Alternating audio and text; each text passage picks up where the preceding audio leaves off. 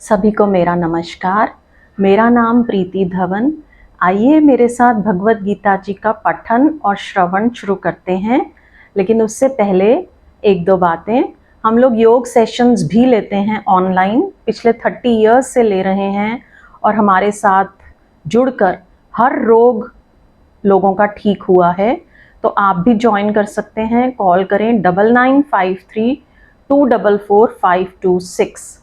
और दूसरी बात, इस चैनल को, यूट्यूब चैनल को लाइक, शेयर एंड सब्सक्राइब ज़रूर करें ताकि ये दूर दूर तक पहुँचे। आप भी अपनी तरफ से कोशिश करें कि ये मैक्सिमम लोगों तक पहुँचे ताकि सब लोग भगवत इस आसान और सुंदर तरीके से समझाई हुई भगवत गीता को सुन सकें, समझ सकें। आइए शुरू करते हैं। मुस्कुराता हुआ चेहरा, आंखें बंद, एक बार ओम नाम की मधुर ध्वनि।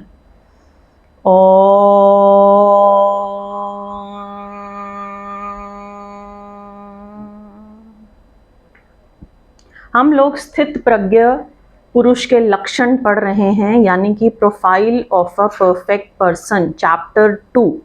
ये बहुत ही अच्छे 19 श्लोक हैं जिसमें भगवान श्री ने एक अच्छा परफेक्ट आदमी जो समाधि में स्थित है उसके क्या लक्षण है बताए हैं। तो इन लक्षणों को हम भी अपने जीवन में उतार कर अपने जीवन को सुफल बना सकते हैं। श्लोक नंबर 56।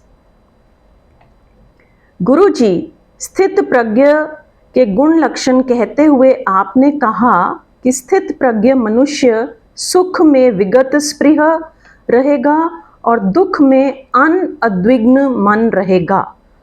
तो इसमें एक बाधा पड़ जाती है। अगर वो सुख को सुख की भांति और कष्ट को कष्ट की भांति ना ले तो उसकी संवेदना को ह्यूमन या मानवीय कैसे कहें? स्थित प्रज्ञ होना क्या सुपर ह्यूमन फिनोमिनन है? तो उत्तर है इसका, जिसकी प्रज्ञा जागी, स्थिर हुई, अकंप हुई, क्या उसे कष्ट का पता नहीं चलेगा? अब यहाँ एक नया शब्द बीच में आया है जो अभी चर्चा में नहीं था। सुख था, दुख था, कष्ट नहीं था। कष्ट को अभी तक हमने समझा नहीं है। इनके फासले को समझना जरूरी होगा। कष्ट तथ्य है और दुख व्याख्या है। पैर में कांटा चुभता है तो चुभन तथ्य है, फैक्ट है, स्थित प्रज्ञ को भी होगी। स्थित प्रज्ञ मर नहीं गया है कि पैर में कांटा चुभे तो पता नहीं चले, पता चलेगा। शायद आपसे ज़्यादा पता चलेगा क्योंकि उसकी प्रज्ञा ज़्यादा शांत है, ज़्यादा संवेदनशील है। उसकी अनुभूति की क्षमता आपसे गहरी और घनी है। उसका बोध, उसकी सेंसिटिविटी आपसे प्रगाढ़ है, अनंत गुना प्रगाढ़ है। शायद आपको जो कांटा चुभा है इस तरह कभी पता ही नहीं चला होगा जैसा उसको पता चलता है। उसको पता चलेगा क्योंकि पता चलना ध्यान की क्षमता पर निर्भर करता है। स्थित प्रज्ञ की चेतना कहीं भी उलझी नहीं है, सदा अपने में है। तो उसके पैर में अगर कांटा गड़ेगा तो अनंत गुना अनुभव उसे होगा जितना हमें होता है। कष्ट तथ्य है, वो जानेगा कि पैर में कष्ट है, लेकिन पैर में कष्ट उसका, मुझ में दुख है, ऐसी व्याख्या नहीं बनेगा। पैर का कष्ट एक घटना है, बाहर, दूर, अलग। ध्यान रहे, कष्ट और हमारे बीच सदा फासला है, दुख और हमारे बीच फासला नहीं है। जब हम कष्ट से आइडेंटिफाइड होते हैं, जब कष्ट में ही मैं हो जाता हूँ, तब कष्ट दुख बनता है। वो कहेगा पैर में चोट है, पैर में कांटा गड़ रहा है। वो उपाय करेगा कि कांटे को निकाले, पैर के लिए इंतज़ाम करे। लेकिन इससे उद्विग्न नहीं होगा। अब ये भी बड़े मजे की बात है कि अगर पैर में कष्ट है तो उद्विग्न होने से कम नहीं होगा। जितना उद्विग्न आदमी होगा उतना कम करने के उपाय कम कर सकेगा। ठीक है ना, जितना आप हाय हाय हाय हाय कर रहे हैं उतना उसको ठीक करने के उपाय आप कम कर सकेंगे। जितना अनउद्विग्न आदमी होगा उतने शीघ्र उपाय कर सकेगा। स्टोरी है, मैं गांव में ठहरा था, मेरे पड़ोस के मकान में आग लग गई। एक बहुत मज़ेदार दृश्य देखने को मिला।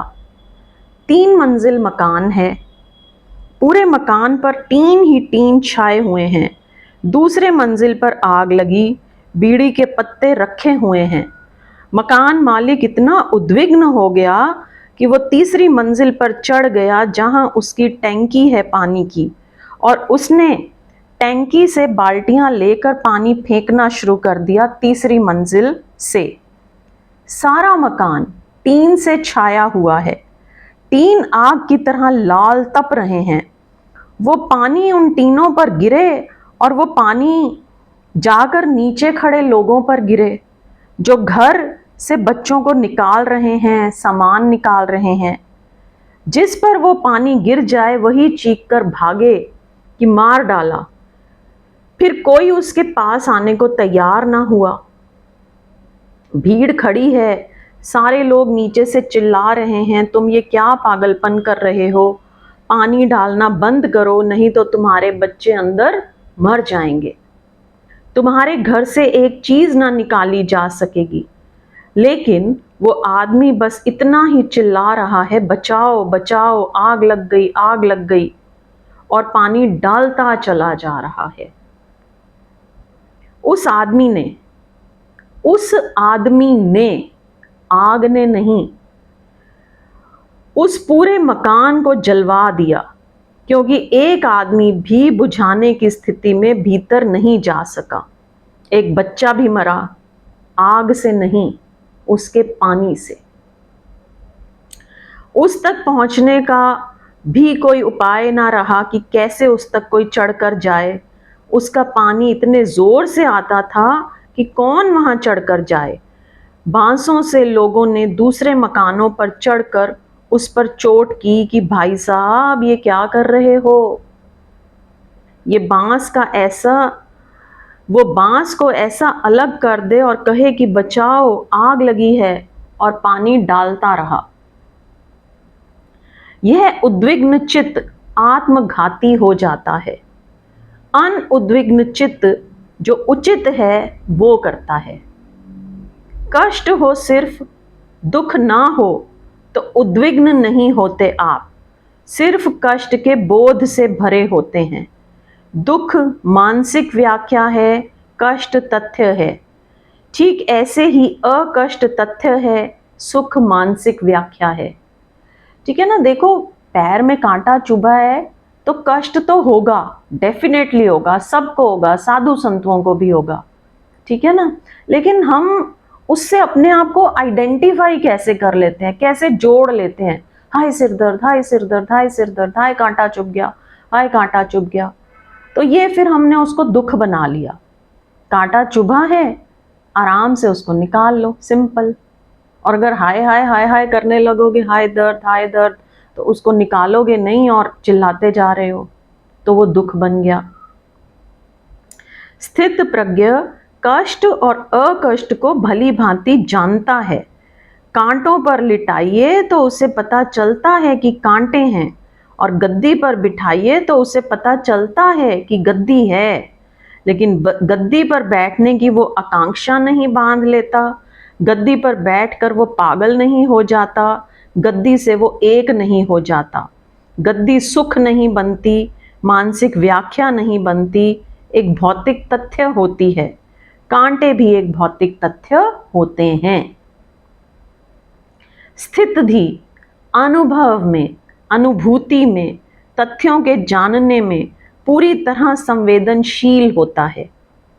लेकिन व्याख्या जो हम करते हैं वो नहीं करता है। मृत्यु उसकी भी आती है, हम दुखी होते हैं, वो दुखी नहीं होता। वो मृत्यु को देखता है कि मृत्यु आती है, बुढ़ापा उसका भी आता है। ऐसा नहीं कि उसे पता नहीं चलता कि अब बुढ़ापा आ गया, लेकिन वो बुढ़ापे को देखता है कि जीवन का एक तथ्य है और आता है। वो जवानी को जाते देखता, बुढ़ापे को आते देखता। बुढ़ापे के कष्ट होंगे, शरीर जीर्ण शीर्ण होगा, लेकिन शरीर होगा। स्थिति को ऐसा नहीं लगता कि मैं हो रहा हूं, लेकिन शरीर होगा। स्थिति को ऐसा नहीं लगता कि मैं हो रहा हूं, लेकिन जब हम बूढ़े होते हैं तो ऐसा नहीं लगता कि शरीर बूढ़ा हो रहा है, ऐसा लगता है कि मैं बूढ़ा हो रहा हूं।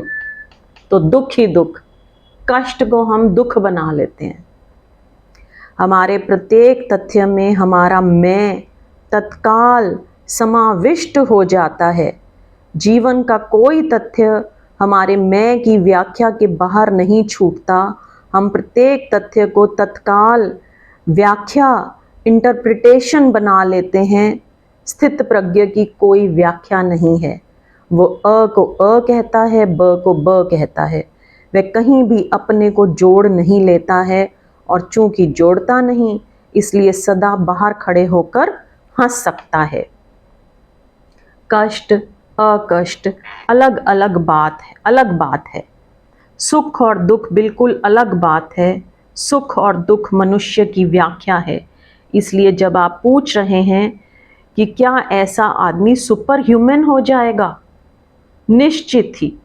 सुपर ह्यूमन इन अर्थों में नहीं कि उसे कांटे नहीं चुभेंगे, इन अर्थों में भी अति मानवीय नहीं कि उसे बीमारी होगी तो पीड़ा नहीं होगी।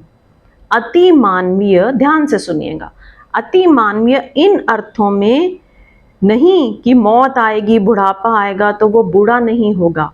नहीं, अति मानवीय इन अर्थों में कि वो व्याख्या जो मनुष्य की करने की आदत है वो नहीं करेगा। वो मनुष्य की व्याख्या की आदत के बाहर होगा। इन अर्थों में वह अति मानव है, सुपरमैन है। कि बुढ़ापा आया तो ठीक है भाई, तकलीफ़ें तो होंगी, ठीक है ना, तो उनको ज़्यादा उसका गाना नहीं गाना है कि मुझे ये हो रहा है, मुझे वो हो रहा है। होगा भाई, होगा। दांत भी खराब होंगे, टांगें भी खराब होंगी, आंखें भी खराब होंगी। ये एक सच्चाई है। तो वो इसको ये समझ आ जाती है और वो ज़्यादा हाय तौबा नहीं मचाता। जैसा है वैसा है। नेक्स्ट श्लोक 57, 58 हम एक साथ लेंगे। य सर्वत्रान्भिस्नेहः तत्राप्य शुभाशुभं नाभिनन्दी न द्वेष्टि तस्य प्रज्ञा प्रतिष्ठिता। यदा संहरते चायं कूर्मोऽङ्गानीव सर्वशः इन्द्रियाणीन्द्रियार्थेभ्यः तस्य प्रज्ञा प्रतिष्ठिता। हर्ष में, विषाद में, अनुकूल में, प्रतिकूल में भेद नहीं, लेकिन यह अभेद कब फलित होगा? कृष्ण कहते हैं जैसे कछुआ अपने अंगों को कभी भी भीतर सिकोड़ लेता है, जैसे कछुआ अपने अंगों को सिकोड़ना जानता है, ऐसा ही समाधिस्थ पुरुष विषयों से अपनी इंद्रियों को सिकोड़ना जानता है। थोड़ी नाजुक बात है, थोड़ी डेलिकेट बात है। यहाँ इंद्रियों को सिकोड़ना, योग की दृष्टि में इंद्रियों के दो रूप हैं। एक, इंद्रिय का वह रूप जो हमें बाहर से दिखाई पड़ता है, कहें इंद्रिय का शरीर। एक इंद्रिय का वह रूप जो हमें दिखाई नहीं पड़ता है, लेकिन इंद्रिय का प्राण है। कहें इंद्रिय का प्राण या आत्मा इंद्रिय की। अभी तो लगता है कि ये ऊपर से निकल गया, लेकिन आगे एक्सप्लेनेशन समझेंगे तो सब समझ में आएगा। इंद्रिय का रूप जो बाहर से दिखाई देता है एक, और इंद्रिय का रूप जो अंदर एक्चुअली होता है, इंद्रिय का प्राण। अब इनमें क्या फ़र्क है? फॉर एग्जाम्पल, एक मेरी आँख है, इंस्ट्रूमेंट है आँख, ठीक है ना। आँख एक इंस्ट्रूमेंट है जिससे हमें दिखाई देता है। इस आँख के संबंध में चिकित्सक आँख का सब कुछ बता सकता है, आँख को काट पीट करके, सर्जरी करके एक एक रग रेशे की खबर ले आ सकता है। लेकिन यह सिर्फ आँख, शरीर है आँख का, वस्तुतः यह इंद्रिय नहीं जो बाहर से हमें दिखाई दे रहा है, ठीक है। सिर्फ इंद्रिय की बाह्य रूप आकृति है, इंद्रिय तो और है। इस आँख के पीछे देखने की जो वासना है, देखने की जो आकांक्षा है, वो इंद्रिय है, वो प्राण है भीतर। उसका किसी चिकित्सक को आंख के काटने पीटने से कुछ पता नहीं चल सकता। प्रत्येक इंद्रिय का शरीर है और प्रत्येक इंद्रिय का प्राण है। आंख सिर्फ देखने का काम ही नहीं करती, देखने की आकांक्षा, देखने का रस भी उसके पीछे छिपा है। देखने की वासना भी उसके पीछे हिलोरें लेती है। वही वासना असली इंद्रिय है। कृष्ण को समझने के लिए समस्त इंद्रियों के इन दो हिस्सों को समझ लेना जरूरी है, अन्यथा आदमी आंख फोड़ने लग जाए। इंद्रियों को सिकोड़ने का क्या मतलब? आंख फोड़ लें। इंद्रियां सिकोड़ने का क्या मतलब? कान फोड़ लें। इंद्रियां सिकोड़ने का क्या मतलब? जीभ काट डालें। कृष्ण जिस इंद्रिय को सिकोड़ने की बात कर रहे हैं और कछुए से जो उदाहरण दे रहे हैं, कछुए के उदाहरण को बहुत मत खींच लेना। गीता पर टीका करने वालों ने बहुत खींचा है। आदमी कछुआ नहीं है। कोई उदाहरण पूरे नहीं होते, सब उदाहरण सिर्फ सूचक होते हैं, जस्ट अ इंडिकेशन, एक इशारा जिससे बात समझ में आ जाए बस। जैसे कछुआ अपनी इंद्रियों को सिकोड़ लेता है, ऐसा ही स्थित प्रज्ञ, वे जो भीतर की रस इंद्रियां हैं, देखो बाहर आंख को नहीं फोड़ेगा, भीतर जो देखने की वासना है उन्हें सिकोड़ लेता है। लेकिन रस इंद्रियों का जो बाह्य शरीर है उसे सिकोड़ने का कोई मतलब नहीं है। उसे सिकोड़ने का मतलब तो सिर्फ मरना है, और उसे काट कर भीतर का रस नहीं कटता। हाँ, भीतर का रस कट जाए तो वो इंद्रिय शुद्ध इंस्ट्रूमेंट रह जाती है, वासना का नहीं, सिर्फ व्यवहार का। आंख से सिर्फ देखने का काम, पीछे उसके वासना या रस नहीं खींच लेना। आंख तब देखती है बिना देखने की वासना के। तब जो आंख के सामने आता है वो देखा जाता है, लेकिन तब कुछ आंख के सामने आ जाए इसकी आकांक्षा से पीड़ित नहीं होती है। तब जो भोजन सामने आ जाता है वो कर लिया जाता है, तब जीभ उस भोजन को करने में सहयोग देती है, लार छोड़ती है। लेकिन जो भोजन सामने नहीं है, जीभ फिर उसके लिए लार नहीं टपकाती है। फिर जो कान में पड़ जाता है वो सुन लिया जाता है, लेकिन फिर कान तड़पते नहीं हैं किसी को सुनने के लिए, नहीं। तब इंद्रियां सिर्फ व्यवहार के माध्यम रह जाती हैं। ध्यान रहे, जब इंद्रियां व्यवहार के माध्यम रहती हैं तब वे केवल बाहर से सेंस डेटा इकट्ठा करती हैं बस। जब इंद्रियां सिर्फ व्यवहार का माध्यम होती हैं तो बाहर के जगत से तथ्यों की सूचना भीतर देती हैं, और जब इंद्रियां वासना के माध्यम बनती हैं तब वासनाओं को बाहर ले जाकर विषयों से जोड़ने के उपयोग में लाई जाती हैं। ये दोनों अलग अलग फंक्शन हैं। ये दोनों अलग अलग काम हैं। ये तो आँख का काम है कि वो बताए कि सामने दरख्त है। ये आँख का काम है कि वो बताए कि सामने पत्थर है। ये आँख का काम है कि वो खबर दे कि सामने क्या है। लेकिन जब आँख वासना बनती है तो बहुत मज़ेदार है। सुना है मैंने, बहुत ही अच्छी स्टोरी है, कि मजनू को उसके गांव के राजा ने बुलाया और कहा, तू बिल्कुल पागल है, साधारण सी स्त्री है लैला। शायद आपको भी ख्याल ना हो, क्योंकि मजनू इतना लैला लैला चिल्लाया है कि ऐसा ख्याल पैदा हो गया है कि लैला कोई बहुत सुंदर स्त्री रही होगी। लैला बहुत साधारण स्त्री है। सम्राट ने बुलाकर कहा कि तू पागल है, बहुत साधारण सी स्त्री है, उसके पीछे तू दीवाना है। उससे अच्छी स्त्रियां मैं तुझे बुलाए देता हूं, कोई भी चुन ले। सम्राट ने नगर की 12 सुंदरतम लड़कियों को लाकर खड़ा कर दिया। मजनू पर उसे दया आ गई। मजनू हंसने लगा। उसने कहा कि कहाँ लैला और कहाँ ये स्त्रियां, आपका दिमाग तो ठीक है। लैला के चरणों में भी तो ये कोई नहीं बैठ सकती। सम्राट ने कहा, दिमाग मेरा ठीक है कि तेरा ठीक है? मजनू ने कहा, कुछ भी हो, दिमाग से लेना देना क्या है। लेकिन एक बात आपसे कहे देता हूँ, अब दोबारा ये बात मत उठाना, क्योंकि लैला के सौंदर्य को देखने के लिए मजनू की आंख चाहिए। ब्यूटीफुल। मजनू के पास कौन सी आंख है? कोई और तरह की आंख है।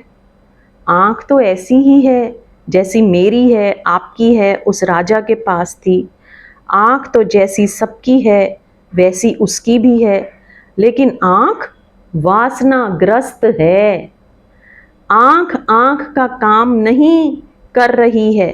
पीछे जो आंख की वासना की इंद्रिय है वो हावी है।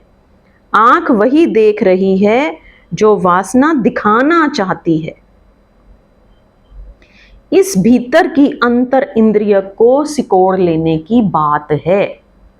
अंतर इंद्रियों को, दिस इनर इंस्ट्रूमेंट, यह जो भीतर है हमारे, इस फासले को ठीक से हमें समझ लेना चाहिए। जब हाथ से मैं जमीन छूता हूं तब मेरा हाथ क्या वही काम करता है? जब हाथ से मैं किसी उसको छूता हूं जिसको मैं छूना चाहता हूं, तब हाथ वही काम करता है। देखिए कितनी ब्यूटीफुल एक्सप्लेनेशन है। नहीं, हाथ के काम में फर्क पड़ गया है। जब मैं जमीन को छूता हूं तो सिर्फ छूता हूं, कोई वासना नहीं है, वह सिर्फ स्पर्श है, एक भौतिक घटना है, एक मानसिक आरोपण नहीं है। लेकिन जब मैं किसी को प्रेम करता हूं और उसके हाथ को छूता हूं, तब सिर्फ भौतिक घटना है? नहीं, तब एक मानसिक घटना भी है। हाथ सिर्फ छू ही नहीं रहा है, हाथ कुछ और भी कर रहा है। हाथ कोई सपना भी देख रहा है, हाथ किसी ड्रीम में उतर रहा है। हाथ अपने स्पर्श करने से ही अकेले काम को नहीं कर रहा है। स्पर्श के आसपास काव्य भी नहीं बुन रहा है, कविता भी गढ़ रहा है। स्पर्श के आसपास काव्य भी बुन रहा है और कविता भी गढ़ रहा है। वो भीतरी, वह जो भीतरी हाथ है जो ये कर रहा है, इस भीतरी हाथ को सिकोड़ लेने की बात कृष्ण कह रहे हैं कि स्थित धी अंतर इंद्रियों को ऐसे ही सिकोड़ लेता है जैसे कछुआ बहिर इंद्रियों को सिकोड़ लेता है। अंतर इंद्रियों को सिकोड़ लेता है स्थित धी। कैसे सिकोड़ लेता होगा? क्योंकि बाहर इंद्रियों को सिकोड़ना तो बहुत आसान समझ में आता है। ये हाथ फैला है ना, ये हाथ फैला है, इसको सिकोड़ लिया। इसके लिए कोई स्थित प्रज्ञ होने की ज़रूरत नहीं। कछुआ स्थित प्रज्ञ नहीं है, नहीं तो सभी आदमी कछुए हो जाएं और स्थित प्रज्ञ हो जाएं। लेकिन बहुत लोगों ने कछुआ बनने की कोशिश की है। कई साधु सन्यासी, साधक, त्यागी, योगी कछुआ बनने की कोशिश में लगे रहे हैं कि कैसे इंद्रियों को सिकोड़ लें। कछुआ बनने से कोई हल नहीं है। कछुआ तो सिर्फ एक प्रतीक था, और अच्छा प्रतीक था। शायद कृष्ण जिस दुनिया में थे, इससे अच्छा प्रतीक कोई और नहीं मिल सकता था। तो इन भीतर की इंद्रियों को कैसे सिकोड़ेंगे? बहुत छोटा सा सूत्र है भीतर की इंद्रियों को सिकोड़ने का। स्टोरी है, एक दिन बुद्ध बैठे हैं ऐसे ही किसी सांझ। बहुत लोग उन्हें सुनने आ गए हैं। एक आदमी सामने ही बैठा हुआ पैर का अंगूठा हिला रहा है। बुद्ध ने बोलते बीच में उस आदमी से कहा कि क्यों भाई, यह पैर का अंगूठा क्यों हिलाते हो? वो आदमी भी चौंका और लोग भी चौंके कि कहाँ बात चलती थी और कहाँ उस आदमी के पैर का अंगूठा। बुद्ध ने कहा, ये पैर का अंगूठा क्यों हिल रहा है? उस आदमी का तत्काल अंगूठा रुक गया। उस आदमी ने कहा, आप भी कैसी बातें देख लेते हैं, छोड़िए भी। बुद्ध ने कहा, नहीं, छोड़ूंगा नहीं, जानना ही चाहता हूं कि अंगूठा क्यों हिलता था। तुम्हारे इतने सवालों के जवाब मैंने दिए, आज पहली दफे मैंने सवाल पूछा है, मुझे उत्तर दो। उस आदमी ने कहा, अब आप पूछते हैं तो मुश्किल में डालते हैं। सच बात यह है कि मुझे पता ही नहीं था कि पैर का अंगूठा हिल रहा है, और जैसे ही पता चला रुक गया। तो बुद्ध ने कहा, जो अंतर कंपन है वे पता चलते ही रुक जाते हैं।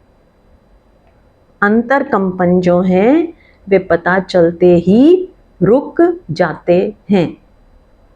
तो भीतर की इंद्रियों को सिकोड़ना नहीं पड़ता, सिर्फ इसका पता चलना कि भीतर इंद्रिय है और गति कर रही है, इसका बोध ही उनका सिकुड़ना हो जाता है। The very awareness. यही था आज का। जैसे मान लीजिए दिमाग में बहुत से विचार चल रहे हैं और चल रहे हैं, हमें पता ही नहीं, लेकिन जैसे ही हमारा ध्यान जाता है कि विचार चल रहे हैं तो विचार रुक जाते हैं। इसी को भीतर का सिकोड़ना बोलते हैं। तो अवेयरनेस, और हमारे में और परमात्मा में एक ही अंतर है कि हम बेहोशी में जीते हैं 24/7 और परमात्मा होश में जीते हैं। यही फ़र्क है। अगर हम भी अवेयर हो जाएं, जागृत हो जाएं, तो हम में और परमात्मा में कोई अंतर नहीं। आज इतना ही। यहाँ पर 58 श्लोक कंप्लीट हो जाता है। Like, share, subscribe and comment. और ऑनलाइन जूम सेशंस योगा के ज्वाइन करने के लिए कॉल करें 9953244526। एक बार ज्ञान मुद्रा, आंखें बंद, ओम नाम की मधुर ध्वनि करेंगे शुरू।